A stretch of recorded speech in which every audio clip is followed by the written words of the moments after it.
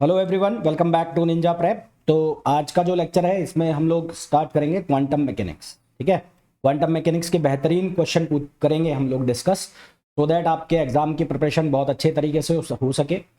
आपको ये बहुत अच्छे से पता है कि मैं जितने भी क्वेश्चंस कराता हूँ वो ऑलमोस्ट PYQs होते हैं, प्रीवियस ईयर क्वेश्चंस होते हैं, किसी ना किसी एग्जाम में आए हुए होते हैं। तो आपके जो एग्जाम की प्रिपरेशन है वो रिलेवेंट होती है। रिलेवेंट होने का मतलब है कि आपके एग्जाम में जिस तरह के क्वेश्चन पूछे जाते हैं उसी के तरह के क्वेश्चंस लगभग आपको मेरे प्रैक्टिस सेशंस में देखने को मिल जाते हैं। तो पहला जो क्वेश्चन है उसके अंदर हमें पूछा गया है, energy eigen value of a particle of mass m confined inside a one dimensional box of length l। तो वन डायमेंशनल बॉक्स के लिए हमें एनर्जी की आइगन वैल्यू का फॉर्मूला पूछा गया है। ये बहुत ही चंपू सा क्वेश्चन है, फॉर्मूला आपसे पूछा गया है, फॉर्मूला आपको आना चाहिए। ठीक है, तो क्वेश्चन में हमें पूछा गया है सिर्फ और सिर्फ फॉर्मूला। तो ये फॉर्मूला जो वन डायमेंशनल बॉक्स के लिए होता है, तो for one dimensional box, for one dimensional box, तो वन डायमेंशनल बॉक्स के लिए अगर हम बात करें तो फॉर्मूला जो एनर्जी की आइगन वैल्यू का होता है वो होता है n square pi square h cut square. ठीक है, ये लिखा हुआ है h cut square upon 2ml square. ये यहाँ पर किसके फॉर्म में लिखा हुआ है? h कट के फॉर्म में लिखा हुआ है। ठीक है, h कट के फॉर्म में। यदि आप h कट की वैल्यू रखेंगे h अपॉन 2 पाई, तो h कट की वैल्यू अगर आप h अपॉन 2 पाई रखेंगे तो ये फॉर्मूला फिर चेंज हो जाएगा। चेंज कैसे हो जाएगा? ये हो जाएगा n स्क्वायर पाई स्क्वायर और h स्क्वायर अपॉन 2 पाई का हो जाएगा 4 पाई स्क्वायर। तो ये 4 पाई स्क्वायर हो जाएगा और यहाँ पर 2ml स्क्वायर ऑलरेडी है, तो यहाँ पाई स्क्वायर से पाई स्क्वायर कट जाएगा, तो ये बन जाएगा n square h square upon 8ml square. अब ये फॉर्मूला चेंज हो गया है। तो अब आपको ये जब क्वेश्चन आएगा एग्जाम में तो आपको ये देखना है कि कौन सा आपसे पूछा गया है। कहने का मतलब है h कट है या h है, वो आप एक बार क्लियर कर लेना ऑप्शंस में से और फिर उसके अकॉर्डिंग आप आंसर को पिक कर। फिलहाल यहाँ पर h कट में जितने भी ऑप्शन है तो उसके अकॉर्डिंग आप आंसर जो आ जाएगा वो सी आ जाएगा। नेक्स्ट क्वेश्चन पे आ जाओ। Next question probability current density का है, हमें मैग्नीट्यूड पूछा है। तो प्रोबेबिलिटी करंट डेंसिटी के लिए फॉर्मूला आपको पता होना चाहिए अगर आपको ये क्वेश्चन करना है। तो प्रोबेबिलिटी करंट डेंसिटी का जो फॉर्मूला हम लिखते हैं वो क्या लिखते हैं? वो लिखते हैं h cut upon 2 iota m, h cut upon 2 iota m। यहाँ पर साई ट्रांसपोज कंजुगेट साई है ना। ट्रांसपोज कंजुगेट का मतलब है कंजुगेट और ट्रांसपोर्ट दोनों करना है, यानी कि डैगर जिसको हम बोलते हैं। फिर डेल ऑफ साई माइनस यहां से हो जाएगा साई और यहां से हो जाएगा डेल साई स्टार, ये बनेगा। अब यहां पर जो साई है, साई वेव फंक्शन, उसकी वैल्यू में क्या गिवन है? उसकी वैल्यू गिवन है e पावर आयोटा के आर अपॉन आर, ये साई की वैल्यू है। और साई स्टार की जो वैल्यू है वो हो जाएगी e पावर माइनस आयोटा के आर अपॉन आर। आपको पता है डैगर जब हम करते हैं तो जो कॉम्प्लेक्स क्वांटिटी होती है उसका साइन चेंज हो जाता है, तो यहाँ पर हमने उसका साइन चेंज कर दिया है। अब मेरे को दो वैल्यू चाहिए, एक चाहिए डेल साई और एक डेल साई स्टार की। तो सबसे पहले मैं डेल साई की वैल्यू अगर निकालूं तो डेल साई की वैल्यू निकालेंगे तो यूवी मेथड से, यानी कि एक बार आर के लिए कर लो और एक बार ई पावर आयोटा के आर के लिए कर लो। तो कुल मिलाकर आपको ये करना है D upon D R E power iota के आर अपॉन आर, आपको ये सॉल्व करना है। ठीक है, तो फिर इसको जब आप सॉल्व करोगे तो यहाँ से क्या बनेगा? ये बनेगा -1 upon are square E power iota के आर और प्लस ये बनेगा ई पावर आयोटा के आर अपॉन आर, और यहाँ पर क्या आ जाएगा? यहाँ पर आ जाएगा आयोटा के। ठीक है, क्या आ जाएगा? आयोटा के।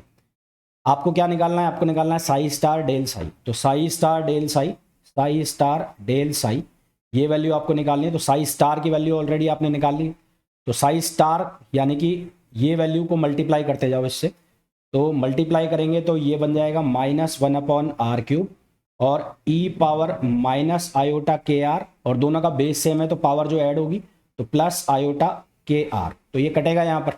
ठीक है, ये वाली क्या वैल्यू कैंसिल होनी है। फिर इसी तरह से यहाँ पर भी क्या बनेगा? यहाँ पर हो जाएगा 1 अपॉन आर स्क्वायर और 1 अपॉन आर स्क्वायर के बाद यहाँ पर क्या आ जाएगा? आयोटा के, और इसी तरह से ई पावर आयोटा के आर और माइनस आयोटा के आर। तो ये वैल्यू जो है वो हमारे पास क्या बन जाएगी? वो बन जाएगी आयोटा के upon are square -1 upon r cube. तो ये वैल्यू आ गई हमारे पास किसकी? साई स्टार और डेल साई की, ये वैल्यू आ गई। ठीक है, साई स्टार डेल साई की ये वैल्यू आ गई है। अब यहाँ पर इन क्वेश्चंस को करने के लिए इतना तो काम करना पड़ेगा भाई, इतना आसान क्वेश्चन नहीं होंगे क्वांटम से, होने को तो ये आसान है पर अब ये डिफरेंशिएशन और उसमें जितना टाइम लगेगा वो तो लगाना ही पड़ेगा आपको। उसी तरह से हम वैल्यू निकाल लेंगे किसकी, उसी तरह से हम वैल्यू निकाल लेंगे साई डेल साई स्टार की। तो डेल साई स्टार की वैल्यू निकालनी है आपको पहले। तो डी अपॉन डी आर, यहाँ पर ई पावर माइनस आयोटा के आर अपॉन आर, ये करना है आपको। तो ये बन जाएगा -1/r², ई पावर माइनस आयोटा के आर, और फिर यहाँ पर बनेगा माइनस आयोटा के ई पावर माइनस आयोटा के आर और अपॉन आर। अब आपको साई डेल साई स्टार निकालना है। तो इसके लिए ई पावर आयोटा के आर अपॉन ये हो जाएगा r³, ठीक है, माइनस यहाँ लग जाएगा, और ये ई पावर के आर ये ऐड हो जाएगा यहाँ पर। फिर इसी तरह से यहाँ पर हो जाएगा माइनस साई और आयोटा के, यहाँ पर हो जाएगा r², और ये सिमिलरली वैसे ही ई पावर आयोटा के आर और माइनस आयोटा के आर। तो ये वैल्यू हमारे पास क्या बच जाएगी, ये बच जाएगी माइनस आयोटा के अपॉन r² और -1/r³, ये वैल्यू बच जाएगी। हमारे पास j की जो वैल्यू थी, वो j की वैल्यू क्या थी, वो थी h⁻/2 आयोटा m। तो h⁻/2 iota m, h⁻/2 iota m। अब वैल्यू सब्सटीट्यूट करनी है हमें। पहली वैल्यू कौन सी है, साई स्टार डेल साई। तो साई स्टार डेल साई की value iota k upon r², ये वैल्यू है हमारे पास iota k upon r² -1/r³, -1/r³। और दूसरी वैल्यू हमने ये निकाली है, तो माइनस माइनस हो जाएगा plus iota k upon r², और ये हो जाएगा माइनस माइनस प्लस 1/r³। तो यहाँ से ये कैंसिल हो गया, ये ऐड हो जाएगा h⁻/2 आयोटा m, और ये ऐड होकर क्या हो जाएगा, ये हो जाएगा 2 आयोटा k अपॉन r²। तो यहाँ से क्या कट रहा है, ये आयोटा से आयोटा कट गया, 2 से 2 कट गया। तो हमारे पास जो आंसर बच गया वो बच गया h⁻/m r²। तो हमारे पास जो आंसर आ गया वो आ गया h⁻k/m r², which is option B. तो बी ऑप्शन इसका करेक्ट आंसर हो जाएगा। ठीक है, अब यार ये थोड़ा बहुत काम तो तुम्हें करना ही पड़ेगा, ऐसा नहीं है कि बिल्कुल ही चंपू क्वेश्चन तुमसे पूछे जाए। क्वेश्चन आसान थे, है ना, पर इतना काम तुम्हें करना ही पड़ेगा। नेक्स्ट क्वेश्चन पे आ जाओ। नेक्स्ट क्वेश्चन में बोला है इफ आइगन स्टेट्स दिए 1, 2 और 3 denotes a set of mutually orthonormal states, the norm of the state. तो नॉर्म ऑफ द स्टेट निकालना है हमें। तो norm of the state, norm of the state ये किसके बराबर होगा, ये बराबर होगा √ साई स्टार और साई, उसका हमें एक्सपेक्टेशन वैल्यू निकाल के और उसका √ कर देना है। तो साई की जो वैल्यू है हमें, वो वैल्यू गिवन है, कितनी है, वो है a1 a आइगन स्टेट 1 है plus b plus c iota c, और ये है 2, और फिर माइनस आयोटा d, और ये है 3। तो इसका ट्रांसपोज कंजुगेट निकालना है हमें। तो इसका ट्रांसपोज कंजुगेट जो बनेगा वो क्या बन जाएगा, वो बनेगा कुछ ऐसा। तो ये बन जाएगा a, तो a ये बन गया ऐसा, प्लस यहाँ पर हो जाएगा ये b माइनस आयोटा c, ये 2, और यहाँ पर हो जाएगा प्लस आयोटा d, और ये हो जाएगा 3। अब इनको नॉर्मलाइज कराना है। नॉर्मलाइज कराने का मतलब है कि सबसे पहले इनकी एक्सपेक्टेशन वैल्यू निकाल लो, नॉर्म निकाल लो इनका। तो इनका जब नॉर्म निकालोगे, तो मैं यहाँ निकाल देता हूँ। तो ये कैसे लिखा जाएगा, ये a, ये पूरा का पूरा जो है s को मैं लिख देता हूँ a1 ये bar plus b minus iota c, यहाँ पर बन रहा होगा ये 2 प्लस आयोटा d, यहाँ पर बन रहा होगा ये 3। ठीक है, और इसको साई से मल्टीप्लाई कराना है। तो साई कितना है, ये है a, ये हो गया 1 प्लस यहाँ पर है b प्लस आयोटा c, और ये है 2, और माइनस ये है आयोटा d, और ये है 3। ये बन गया। तो यहाँ से इसको जब हम सॉल्व करेंगे तो ये बन रहा होगा हमारे पास कितना, a², a का a से करेंगे, और ये होगा 1 और 1। बाकी मैं a का जब 2 से करूँगा तो ऑर्थोनॉर्मल कंडीशन हो जाएगी, वो 0 हो जाएगा, है ना। 1 का 1 से नॉर्मलाइज होगा a, और 1 का 2 से ऑर्थोनॉर्मल हो जाएगा, 1 का 3 से ऑर्थोनॉर्मल हो जाएगा, तो वो 0 हो जाएगा। तो अंडरस्टूड है कि आपको 1, 1, 2, 2 और 3, 3 वाले रखना है। तो एक बन रहा होगा a², एक बन रहा होगा b माइनस आयोटा c, और बी प्लस आयोटा सी, और यहाँ पर 2 2, और ये बन रहा होगा आयोटा स्क्वायर डी। तो iota square D, iota square minus value देगा माइनस माइनस 1, तो ये हो जाएगा डी स्क्वायर, और ये बन रहा होगा 3 और 3, है ना। इसको सिंप्लीफाई करो अब, तो 1 1 का आ जाएगा, नॉर्मलाइजेशन करोगे तो 1 बन जाएगा वो। फिर b माइनस आयोटा सी, बी प्लस आयोटा सी, ये बन जाएगा B square plus C square. तो यहाँ पर वैल्यू आ जाएगी हमारे पास B square plus C square और प्लस डी स्क्वायर। तो ये वैल्यू आ गई हमारे पास किसकी, ये वैल्यू आई है साई स्टार और साई की। हमें क्या निकालना है, हमें निकालना है नॉर्म ऑफ द स्टेट। तो नॉर्म ऑफ द स्टेट क्या होगा, इसका अंडर रूट कर दो, नॉर्म ऑफ द स्टेट। तो नॉर्म ऑफ द स्टेट निकालने के लिए हमें क्या करना है, इसका अंडर रूट कर देना है। तो यहाँ पर ये साई स्टार, ये साई, तो इसका अंडर रूट कर दिया, अंडर रूट कर दिया तो ये बन गया A square plus B square plus C square और प्लस डी स्क्वायर। तो अब चेक कर लो कौन सा आंसर आ गया। तो यहाँ से चेक करेंगे तो डी इसका आंसर आ जाएगा। ठीक है, कौन सा आंसर आ जाएगा, डी इसका करेक्ट आंसर आ जाएगा। यहाँ तक क्लियर है सभी को। तो मेरे हिसाब से यहाँ तक बहुत ही आसानी के साथ सबको समझ में आ गया होगा, किसी को कोई दिक्कत परेशानी होनी चाहिए नहीं। अब ये कम्युनिकेटर नहीं है, ये कम्यूटेटर लिखा हुआ है यहाँ पर, ये मिस स्पेल लिखा हुआ है, रंग गलत लिखा हुआ है, ये है कम्यूटेटर। तो क्वेश्चन में पूछा गया commutator x square p x square is equals to, तो इसका कम्यूटेटर सॉल्व करना है। तो इसको हम कैसे करेंगे, यहाँ पर लिख लिया मैंने पहले एक्स स्क्वायर, ये ऑपरेटर फॉर्म में, ठीक है ना, ऑपरेटर फॉर्म में अंडरस्टूड है, तो मैं इसको ऐसे ही लिख रहा हूँ। पहले मैं इसको सिंप्लीफाई करके ऐसे लिख देता हूँ एक्स और इसको लिख दिया मैंने पी एक्स स्क्वायर। ठीक है, अब मैं यहाँ पर प्रॉपर्टी यूज़ करूँगा। प्रॉपर्टी कौन सी यूज़ करूँगा, मैं ये प्रॉपर्टी यूज़ करूँगा, ए बी और सी, ये प्रॉपर्टी यूज़ कर रहा हूँ। तो ये प्रॉपर्टी अगर मैं यूज़ कर रहा हूँ तो मैं क्या बनाऊँगा, बी और ए सी का कम्यूटेशन, और फिर बी सी और ए को बाहर रख दिया। तो ये प्रॉपर्टी का यूज़ करना है। तो ये प्रॉपर्टी का यूज़ करके यानी कि मैं इसको अब कैसे लिख सकता हूँ, इसको मैं लिखूँगा कुछ ऐसे, x बाहर आ गया, यहाँ पर हो गया x पी एक्स स्क्वायर और प्लस यहाँ हो गया x पी एक्स स्क्वायर और ये हो गया x। अब हमें ये बहुत अच्छे से पता है कि वी नो दैट, हम क्या जानते हैं, हम ये जानते हैं क्या कि जो x पी एक्स स्क्वायर है, x पी एक्स स्क्वायर, उसका जो कम्यूटेशन है वो सॉल्व होकर क्या वैल्यू देता है, 2 iota h cut P x. अगर यहाँ पर पी एक्स क्यूब होता तो यहाँ पर आ जाता 3 iota h cut P x square, है ना। यानी कि स्टैंडर्ड में अगर लिखूँ तो x पी एक्स एन, तो इसका कम्यूटेशन सॉल्व होकर क्या वैल्यू देगा, वो देगा n iota h cut p n minus 1, ये वैल्यू देता है। इसी तरह से एक्स स्क्वायर होता तो p की जगह x आ जाता। ठीक है, तो आप वैसे भी सॉल्व कर सकते हैं p के फॉर्म में बना के। तो मैं क्या करूँगा, मैं ये वैल्यू यहाँ पर सब्सटीट्यूट करूँगा।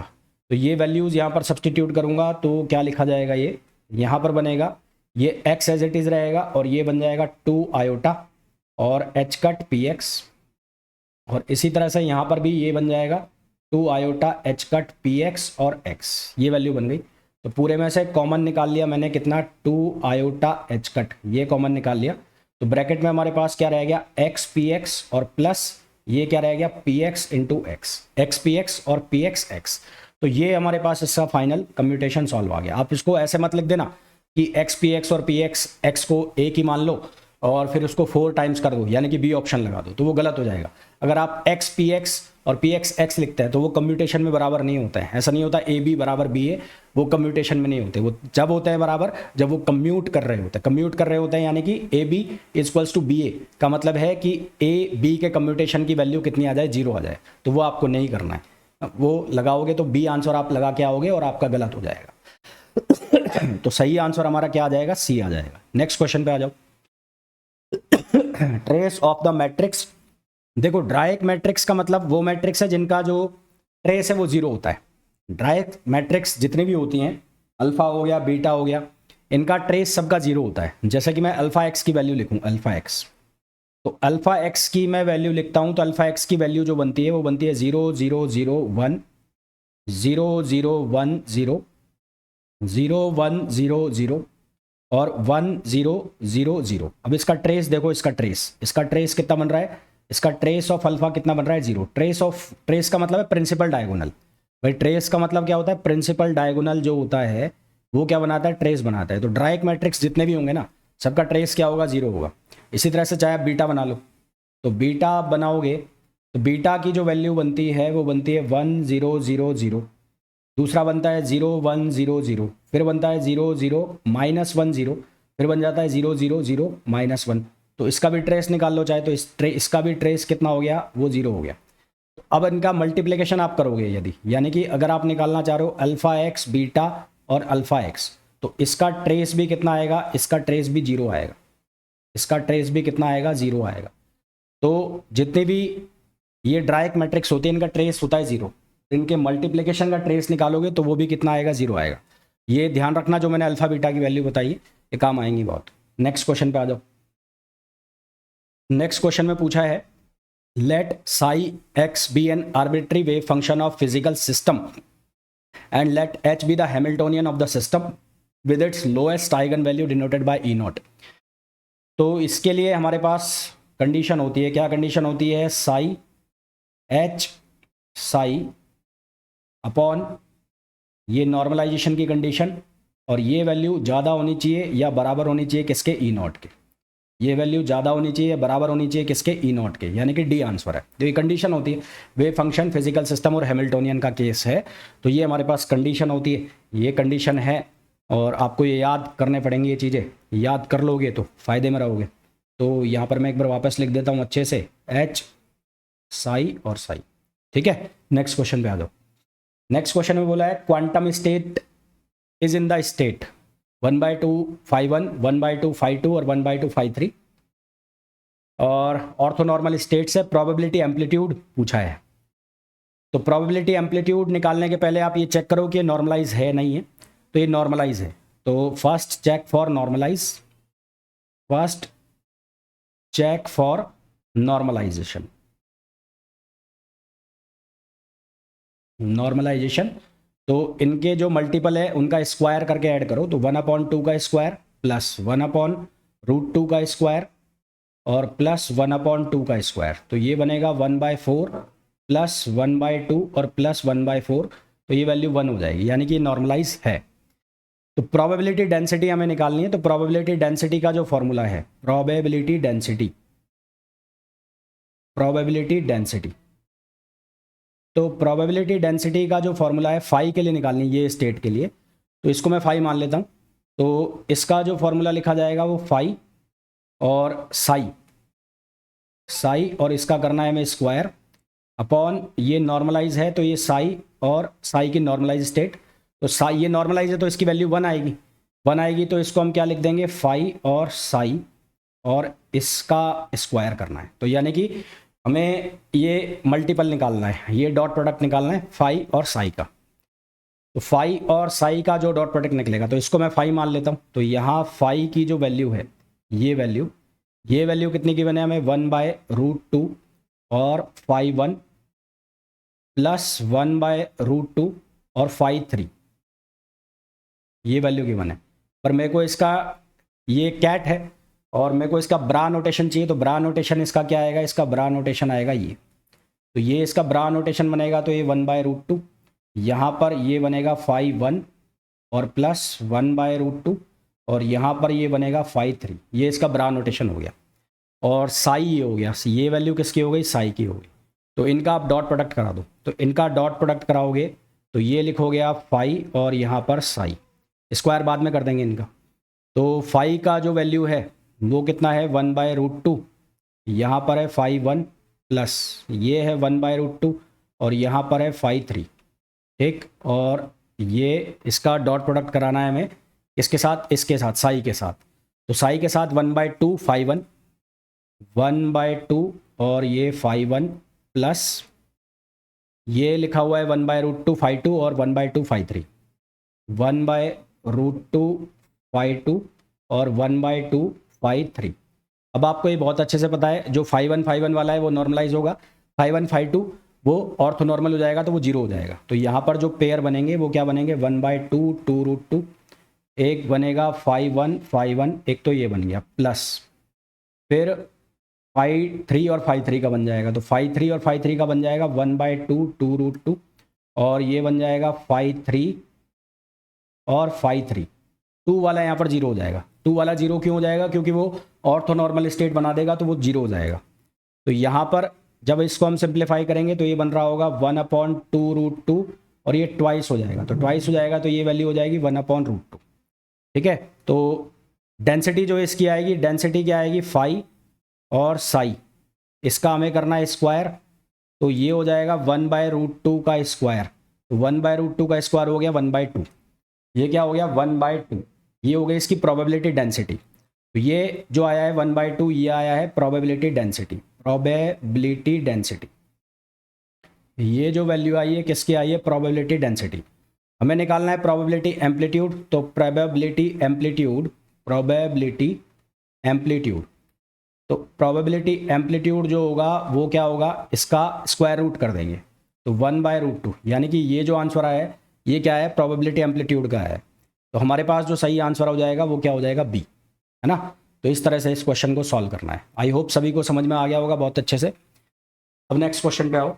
नेक्स्ट क्वेश्चन में बोला है which of the following is a possible eigen value of the operator. तो ऑपरेटर को मैं ओ से लिख लेता हूँ और ये वैल्यू किसके बराबर है? LX² प्लस 3LY² प्लस √3 और ये वैल्यू बन रही है LX LY प्लस LY और LX। एंगुलर मोमेंटम ऑपरेटर दिया है। LX are components of orbital angular momentum operator. ठीक है, इनका एक्सपेक्टेशन वैल्यू के लिए मैं इसको इस तरह से लिख लेता हूँ। LX², यहाँ पर हो जाएगा 3LY² और यहाँ पर हो जाएगा ये √3 और ये बन जाएगा LX LY plus LY LX। ये इस तरह से बन गया। अब हमें ये बहुत अच्छे से पता है कि जो LX है उस LX की वैल्यू क्या होती है? L plus L minus upon 2 और इसी तरह से LY की जो वैल्यू होती है वो होती है L plus L minus upon 2 iota.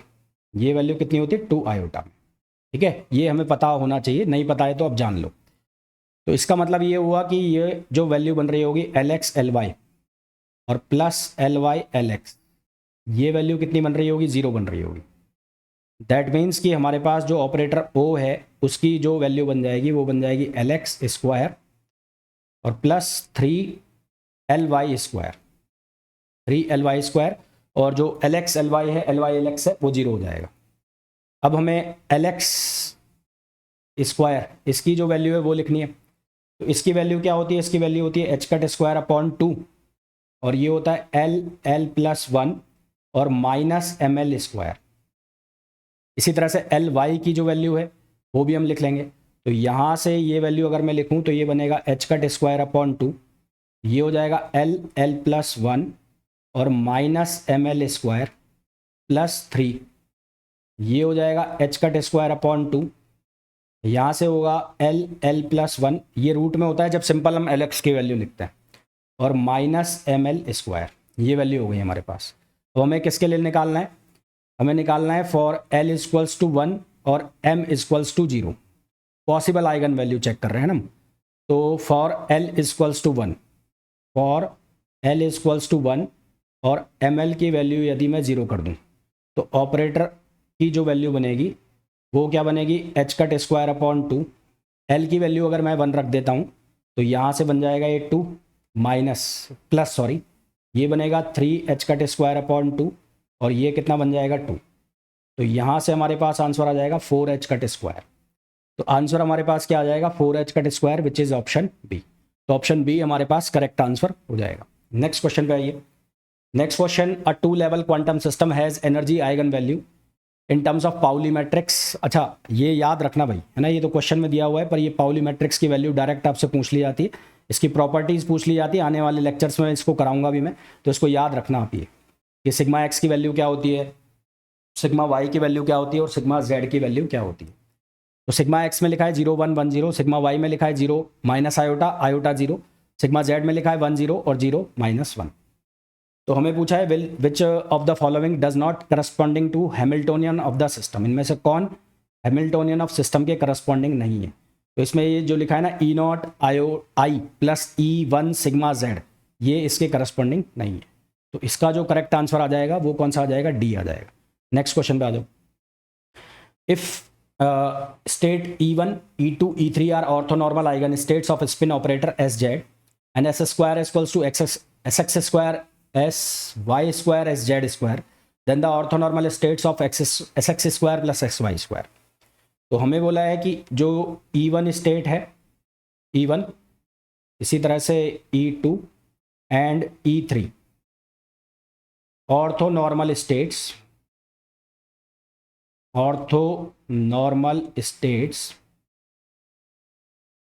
Of SZ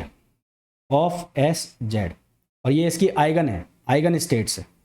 orthonormal eigen भी लिख देता हूं मैं। तो orthonormal eigen states of SZ, तो इसलिए S स्क्वायर की भी ये क्या होंगी, आइगन स्टेट्स होंगी SZ स्क्वायर की। therefore these are also the eigen states of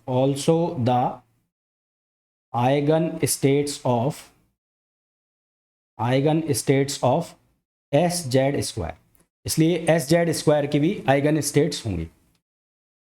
अब SZ स्क्वायर जो है वो उसका समेशन है किसके साथ, SX स्क्वायर और SY स्क्वायर के साथ, ठीक है। Now SZ square have summation with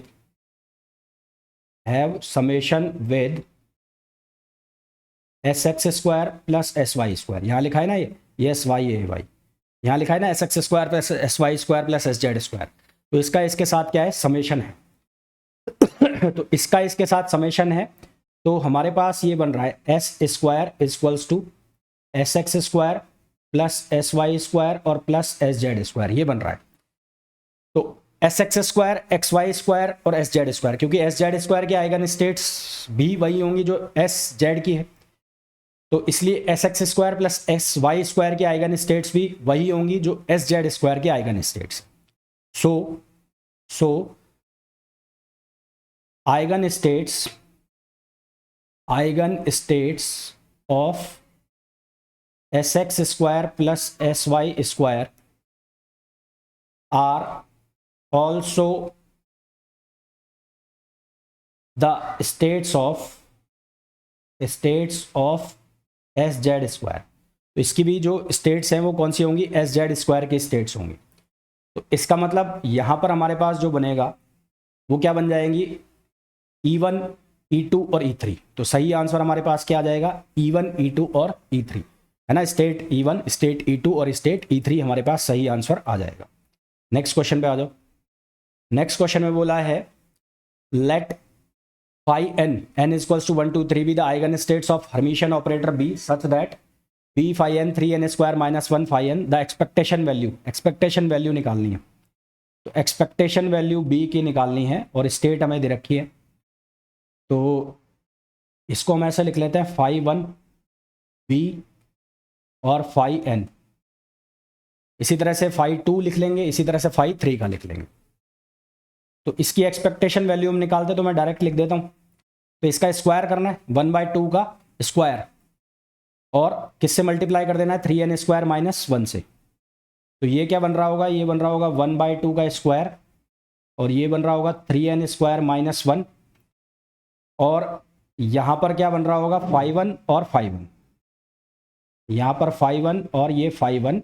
तो यहाँ पर n की वैल्यू क्या हो जाएगी, n की वैल्यू 1 हो जाएगी, ठीक है। n की वैल्यू क्या हो जाएगी, 1 हो जाएगी। फिर 2 के लिए करोगे, तो 2 के लिए करोगे तो 1/√2 का स्क्वायर करोगे, और फिर लिखोगे 3n स्क्वायर माइनस 1, और n की वैल्यू कितनी कर रहे होगे, 2।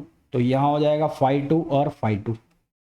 इसी तरह से थर्ड के लिए करोगे, तो थर्ड के लिए 1/2 का स्क्वायर कर रहे होगे, और यहाँ बन रहा होगा 3n स्क्वायर माइनस 1, और n इक्वल्स टू कितना हो जाएगा, 3, और यहाँ हो जाएगा phi 3 और phi 3, ठीक है। phi 3 और phi 3 ये बन जाएगा। तो इस तरह से हमें इसकी एक्सपेक्टेशन वैल्यू निकालनी है। तो अब इसको सॉल्व करो, सिंप्लीफाई करो, तो 1/2 का स्क्वायर कितना हो जाएगा, ये 4 हो जाएगा, और यहाँ पर n की जगह आपको सब्सटीट्यूट करना है 1, तो यहाँ बनेगा 3 - 1 प्लस दूसरे वाले में ये 1/√2 का स्क्वायर कितना हो जाएगा 1/2, और n की जगह आपको सब्सटीट्यूट करना है कितना 2 करना है, तो 4 × 12, तो यहाँ पर आ जाएगा 12, 12 - 1 प्लस, फिर आपको क्या करना है यहाँ पर 1/2 का स्क्वायर कितना होगा 1/4, तो ये 1/4 हो गया, और n की जगह कितना सब्सटीट्यूट करना है 3, तो यहाँ पर बन जाएगा 27, तो ये हो जाएगा 27 - 1, तो इसको सिंप्लीफाई करो, तो ये हो जाएगा 2/4 प्लस ये हो जाएगा 11/2 प्लस ये हो जाएगा 26/4, तो इसको जब हम सॉल्व करेंगे एलसीएम ले लो 4, तो ये हो जाएगा 4, ये 2 हो जाएगा, सॉरी यहाँ पर ये कितना हो जाएगा 2, ये हो जाएगा 22 और ये हो जाएगा 26, तो यहाँ से ये वैल्यू आ जाएगी 40/4, तो ये आ जाएगा 12.5, तो आंसर जो हमारे पास आ जाएगा वो कितना आ जाएगा 12.5, विच इज़ ऑप्शन डी। तो ऑप्शन डी इसके लिए करेक्ट आंसर हो जाएगा। ठीक है, ऑप्शन डी इसके लिए करेक्ट आंसर हो जाएगा। नेक्स्ट क्वेश्चन पे आ जाइए, चलो इसको बाद की क्लास में करेंगे, नेक्स्ट क्लास में। तो इस क्लास के लिए जितने भी क्वेश्चंस मैंने आपको कराए हैं वो आई होप आपको बहुत अच्छे से समझ आ गए होंगे, और क्वांटम के क्वेश्चन इस तरह से बनेंगे कैलकुलेशन वाले, बिल्कुल सिंपल क्वेश्चन भी बनते हैं पर जैसे क्वांटम के अगर 10 क्वेश्चन आएंगे तो उनमें बिल्कुल सिंपल क्वेश्चन जो फॉर्मूला बेस्ड होंगे वो करीबन 1-2 ही होंगे, ज़्यादा नहीं होंगे, है ना। तो हर टाइप के क्वेश्चन हम करेंगे अगले 1-2 दिनों में, जितने भी क्वांटम के लेक्चर से मैं अपलोड कर दूंगा, तो आप की जो प्रिपरेशन है वो ईजी हो जाएगी। तो बहुत सारे सब्जेक्ट्स जो हैं वो आप लोगों के पास पहुंच चुके होंगे। तो मिलते हैं नेक्स्ट वीडियो में, till then thank you, bye bye.